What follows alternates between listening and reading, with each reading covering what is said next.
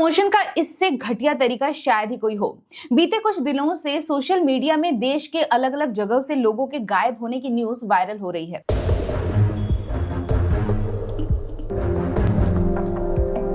बताया जा रहा है कि अकेले दिल्ली में जनवरी 1 से 15 जनवरी तक 800 लोग गायब हो चुके हैं, जिनमें से ज्यादातर औरतें और टीनेज गर्ल्स हैं। That over 800 people have gone missing in just the first 2 weeks. इनकी संख्या 800 से ज्यादा है और इसमें महिलाएं, लड़कियों की संख्या सबसे ज्यादा। पर क्या वाकई में लोग गायब हो रहे हैं, या अब न्यूज एजेंसीज भी बॉलीवुड के पब्लिसिटी स्टंट का हिस्सा बन चुकी है? खोलेंगे अब तक के मूवी प्रमोशन के इतिहास का सबसे घटिया और चीप पीआर टैक्टिक्स। हेलो, मैं तनुश्री और आप देख रहे हैं वेरी इंटरेस्टिंग। बीते कुछ दिनों में देश के अलग अलग जगहों और स्पेशली दिल्ली से लोगों के गायब और किडनैप होने की रील्स तेजी से वायरल हो रही हैं। आई एम श्योर अगर आप भी सोशल मीडिया में हैं तो आपने भी ऐसी कई सारी रील्स देखी होंगी, मेरे पास भी आई, और एक दो नहीं, social media is flooded with such reels. In reels ने देश भर के लोगों में एक डर का माहौल पैदा कर दिया है। अब जब भी इस तरीके की न्यूज सोशल मीडिया में वायरल होती है तो सबसे पहला जो रिएक्शन होता है वो होता है इस तरीके की न्यूज को क्रॉस चेक करना या फिर वेरीफाई करना, और उसके लिए हमेशा ट्रेडिशनल न्यूज सोर्सेस का ही इस्तेमाल किया जाता है। और यहाँ पर सबसे शॉकिंग बात तो ये रही कि ट्रेडिशनल न्यूज मीडिया में भी यही खबर को दिखाया गया। The Hindu, Hindustan Times, Times of India, Economic Times, हर मीडिया आउटलेट इसी न्यूज को कवर कर रही थी, and that too from a single media source.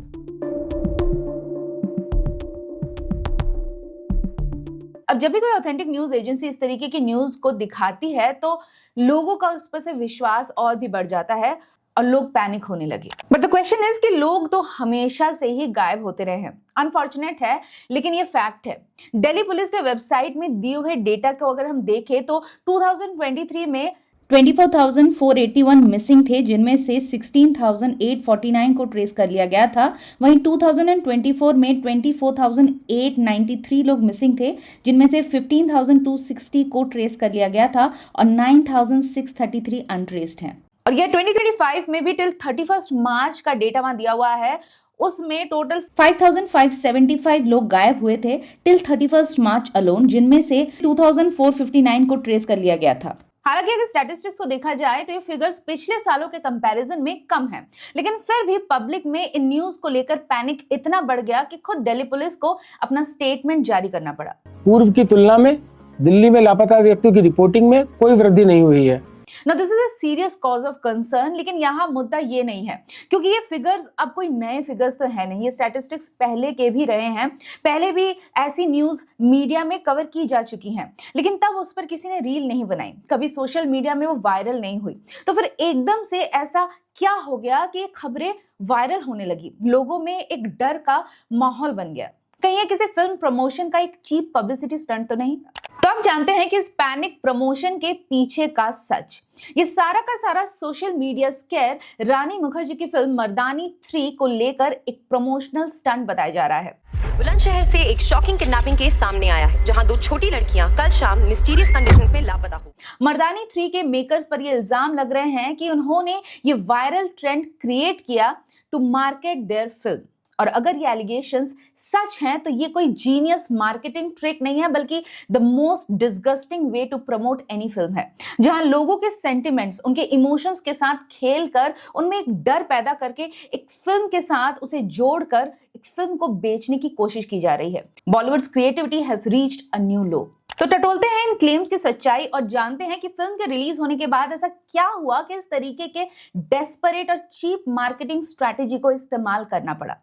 Mardaani 3 release हुई थी 30 जनवरी 2026 को। इस फिल्म का टोटल बजट है 60 करोड़ और इस फिल्म ने ओपनिंग डे में कमाए थे सिर्फ 4 करोड़। इसके ओपनिंग वीकेंड के बॉक्स ऑफिस कलेक्शंस को देखें तो वो है मात्र 17.25 करोड़ और अब तक इस फिल्म ने टोटल कमाई की है 24.6 करोड़। अब स्क्रीन में आप इस फिल्म का फर्स्ट वीक का कलेक्शन देख सकते हैं। डे 2 31 जनवरी 6 CR, डे 3 1 फरवरी 7.25 CR, डे 4 2 फरवरी 2.40 CR, डे 5 3 फरवरी 2.75 CR एंड डे 6 4 फरवरी 2.20 CR।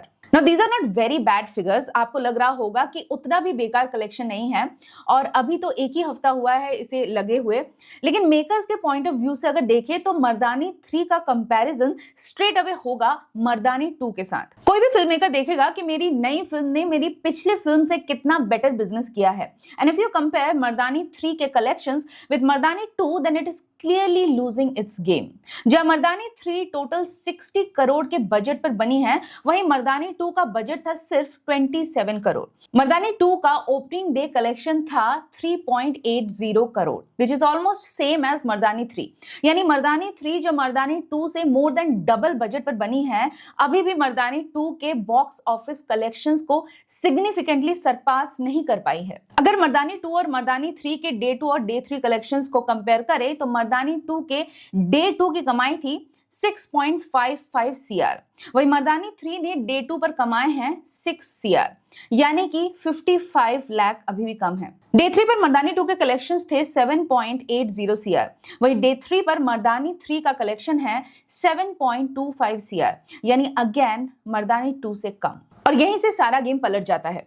मेकर्स को लगा होगा कि इस तरीके से तो मर्दानी 3 मर्दानी 2 जितना बिजनेस भी नहीं कर पाएगी, ऊपर से मर्दानी 2 का सारा पैसा मर्दानी 3 में चला गया। मर्दानी 2 का ग्रॉस इंडिया कलेक्शन था 56.63 सीआर और इंटरनेशनल मार्केट में इस फिल्म ने 10 सीआर कमाए थे और ये फिल्म मर्दानी 3 के less than half of the cost में बनी थी। अब ध्यान देते हैं कि सोशल मीडिया में ये जितनी भी गायब होने की वायरल न्यूज चली थी, ये शुरू हुई थी after 2nd and 3rd of February, यानी कि मर्दानी 3 के डे 1 एंड डे 2 कलेक्शन के रिपोर्ट के बाद। क्रोनोलॉजी समझिए जरा। आज के सोशल मीडिया के दौर में वायरल ट्रेंड क्रिएट करना कोई बड़ी बात नहीं है। एक टॉपिक उठाओ, उस पर अलग अलग अकाउंट से रील बनाओ और सोशल मीडिया में छोड़ दो, बस ट्रेंडिंग टॉपिक इज रेडी। जब बहुत सारे लोग ऐसे ही टॉपिक पर बोलते हैं तब एल्गोरिदम भी उसे बूस्ट करता है, उसे और लोगों तक पहुंचाता है और फिर आगे और लोग इसे एक ट्रेंडिंग टॉपिक समझकर इस पर और वीडियो बनाते हैं और ये एक वायरल टॉपिक बन जाता है। और अगर आप एक दो ऐसे रील्स देखें और उन्हें शेयर कर दें तो आपके फिर सजेशंस में तो ऐसी रील्स की बाढ़ सी लग जाती है। फिल्म के रिलीज होने के 2 दिनों बाद ही मुंबई से एक खबर आती है कि यहाँ पे 36 आवर्स के बीच 12 बच्चे लापता हो गए हैं, जिनमें से 8 लड़कियां हैं जिनकी उम्र 8 साल से 15 साल के बीच की हैं।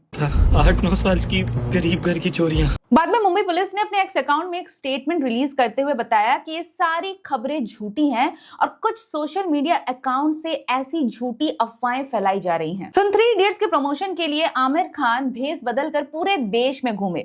गजनी में आमिर खान नाई बन गए, उन्होंने लोगों को गजनी का हेयर कट दिया। रावण के प्रमोशन के लिए ऑगमेंटेड रियलिटी गेम लॉन्च किए गए और एक कॉमिक बुक की सीरीज भी पब्लिश की गई। फिल्म सीक्रेट सुपरस्टार के प्रमोशन के लिए एक फिक्शनल यूट्यूब चैनल खोला गया जिसमें उस फिल्म के कैरेक्टर को प्रमोट किया गया और अभी रिसेंटली हैप्पी पटेल में सुनील ग्रोवर और आमिर खान ने मिलकर कोलैब भी किया। तो कहने का मतलब है कि फिल्म प्रमोशंस के और भी तरीके हो सकते थे जो वाकई में इनोवेटिव होते।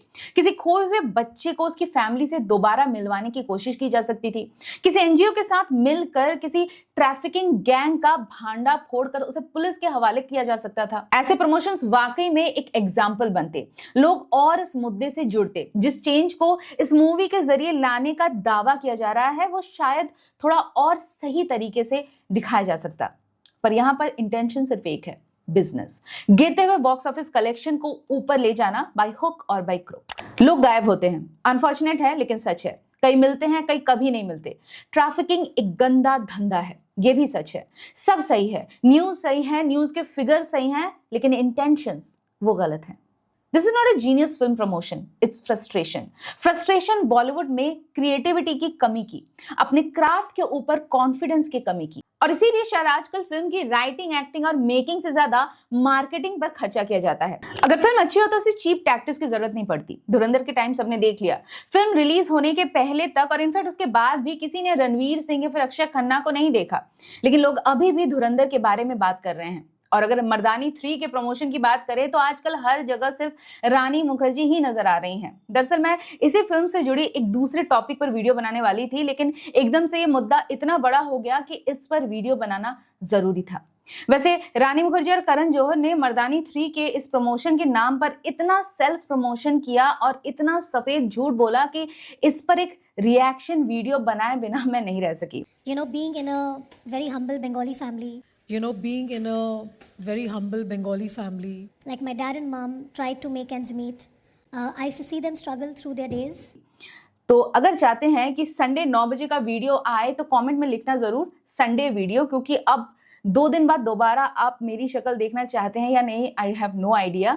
तो बता देना कमेंट करके कि संडे का वीडियो लेकर आऊं कि नहीं, तो लिख देना संडे वीडियो, नहीं तो वेडनेसडे को लाऊंगी।